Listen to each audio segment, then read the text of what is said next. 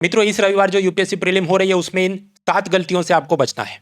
मान लीजिए अहमदाबाद में उस्मानपुरा के सरकारी स्कूल में आपका नंबर है, ऐसा आपके हॉल टिकट में लिखा है, तो भाई वो स्कूल नंबर 1 अलग है, स्कूल नंबर 2 अलग है, वो घुमाते रहता है आपको।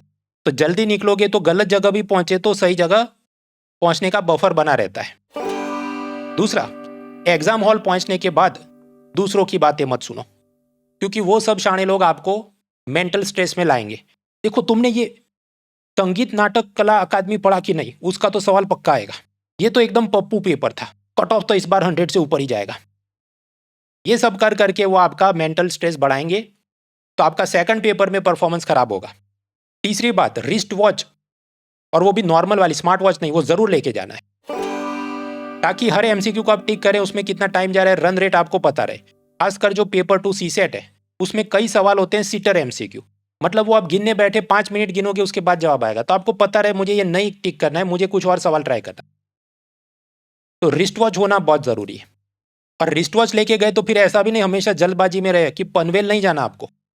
फॉर एग्जाम्पल, एक सवाल आपने पढ़ा, आपको ऑप्शन ए सही लगा, तो तुरंत टिक नहीं करना है, बाकी बी सी डी भी आराम से पढ़ने हैं, क्योंकि यूपीएससी कई बार ये मेंटल गेम खेलता है कि आपको ऑप्शन ए करेक्ट लगता है, लेकिन वो होता नहीं है।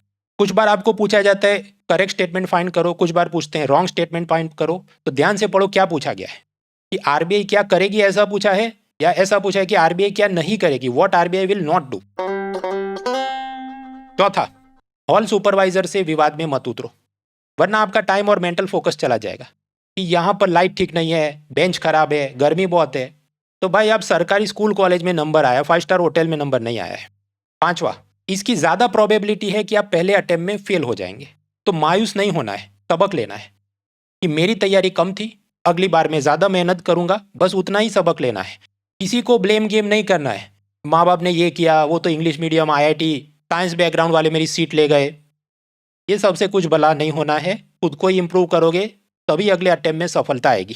छठी बात तो आप सबको पता है, फोटो आईडी लेके जाना है, ब्लैक बॉल पेन लेके जाना है, कीमती सामान नहीं लेके जाना है।